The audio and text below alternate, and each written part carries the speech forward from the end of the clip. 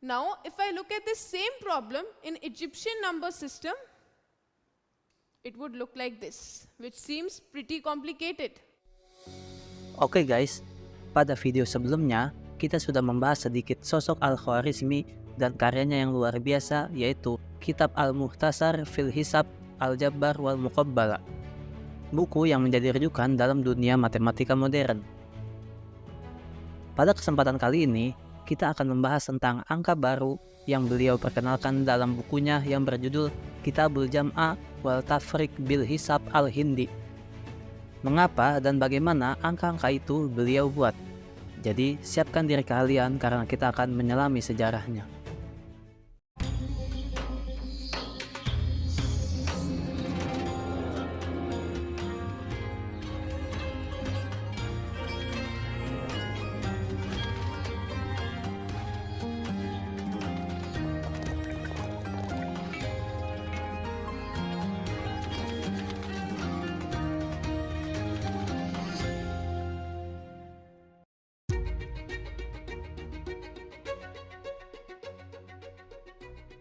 Sebelum kita bahas angka yang diperkenalkan oleh Al-Khwarizmi, mari kita coba singgung sedikit sejarah tentang angka. Perkembangan angka dimulai dari kebutuhan manusia untuk menghitung. Awalnya, manusia menggunakan jari tangan, kerikil, atau goresan pada benda sebagai alat bantu hitung. Seiring berjalannya waktu, sistem bilangan yang lebih kompleks pun muncul. Oleh sebab itu, manusia dahulu mencoba membuat angka untuk mempermudah proses berhitung mereka. Suku Sumeria. Suku Sumeria diyakini para sejarawan sebagai peradaban pertama yang mengembangkan sistem bilangan tertulis. Mereka menggunakan sistem bilangan berbasis 60 yang masih bisa kita lihat jejaknya pada pembagian waktu. Contohnya yaitu 1 menit itu 60 detik dan 1 jam itu sama dengan 60 menit. Selanjutnya ada bangsa Mesir kuno. Bangsa Mesir kuno menggunakan hieroglif untuk menulis angka. Sistem angka yang mereka buat berbasis 10, namun tidak memiliki simbol untuk angka 0. Setelah itu ada bangsa Babilonia. Bangsa Babilonia mengadopsi sistem bilangan berbasis 60 dari suku Sumeria lalu mengembangkannya. Mereka juga memiliki simbol untuk angka 0, namun penggunaan angka 0 pada saat itu masih terbatas. Kemudian ada bangsa Romawi. Bangsa Romawi menggunakan huruf-huruf tertentu sebagai simbol angka mereka, seperti huruf I, V, X, L, dan sebagainya. Sistem ini bertahan cukup lama di Eropa, namun kurang efisien untuk perhitungan yang kompleks. Kemudian ada bangsa Hindu India. Bangsa Hindu India mengembangkan sistem bilangan berbasis 10 angka, dengan konsep angka 0 yang lebih modern, di mana dengan simbol angka yang mereka buat memiliki sistem dan nilai yang efisien.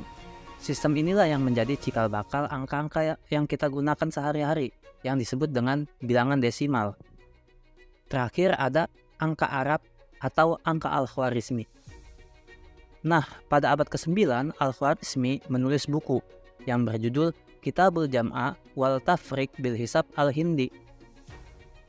Di kitab tersebut, beliau memperkenalkan simbol angka yang beliau buat. Simbol-simbol tersebut ia buat untuk lebih mempermudah lagi dalam proses hitung-berhitung. Jadi, pada zaman itu, selain angka ditulis dengan simbol-simbol khusus, angka juga ditulis dalam kata-kata. Misalnya, 1269 ditulis 1269. Dari situlah Al-Khwarizmi mulai berpikir untuk mengembangkan topik atau sistem bilangan yang lebih maju, tetapi mudah dan sederhana untuk dipahami. Penciptaan sistem atau simbol angka yang dibuatnya tidak terlepas dari buku-buku matematika Hindu yang beliau baca, di mana pada saat itu matematikawan Hindu telah mengembangkan sistem angka 1-9. Dan mereka juga telah memperkenalkan konsep angka 0, atau yang kita kenal sekarang sebagai bilangan desimal. Uniknya dalam menciptakan angka, Al-Khwarizmi tidak membuatnya secara sembarangan.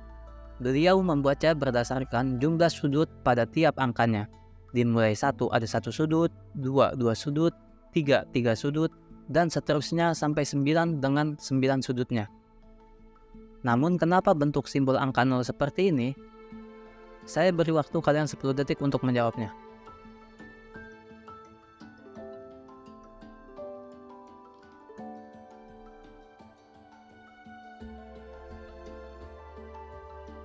Nah, jawabannya yaitu karena angka 0 tidak mempunyai sudut, maka dibuatlah seperti itu.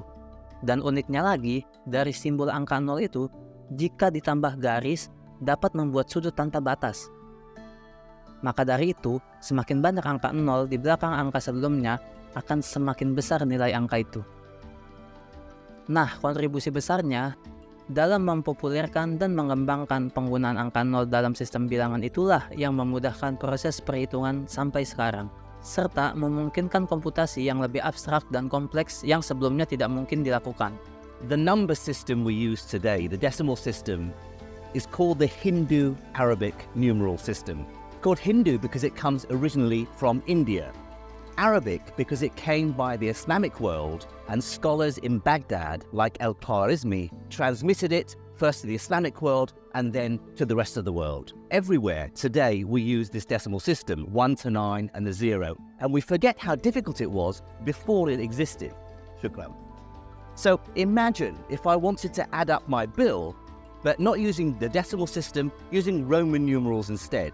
Let's see how awkward that would be. If I first write these numbers down using Hindu-Arabic numerals, 42, 16, and 14. Now, I can add these up very easily. The 16 and 14 makes 30, plus the 42 is 72. How about in Roman numerals? 42 would be XLII. 16 is XVI. 14 is XIV. Right, I have to break this down now. How many? So XL is 40, so that's actually 4 X's.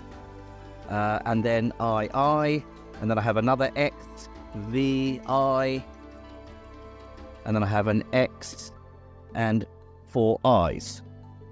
Okay, so now I have 6 X's, X, X, X, X, X, X, and then I have a V, and then I have 1, 2, 3, 4, 7. So there's another V, 2 I's. They give me another X. So finally I have 1, 2, 3, 4, 5, 6, 7. That's L, X, X, I, which is 72.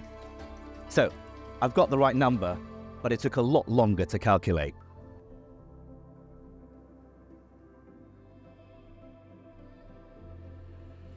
Pada abad 12, buku-buku Al-Khwarizmi, termasuk buku Kitabul Jam'a wal Tafriq bil Hisab Al-Hindi, dapat diterjemahkan ke dalam bahasa Latin. Proses penterjemahan tersebut menjadi jembatan penting bagi penyebaran pengetahuan matematika dari dunia Islam ke Eropa.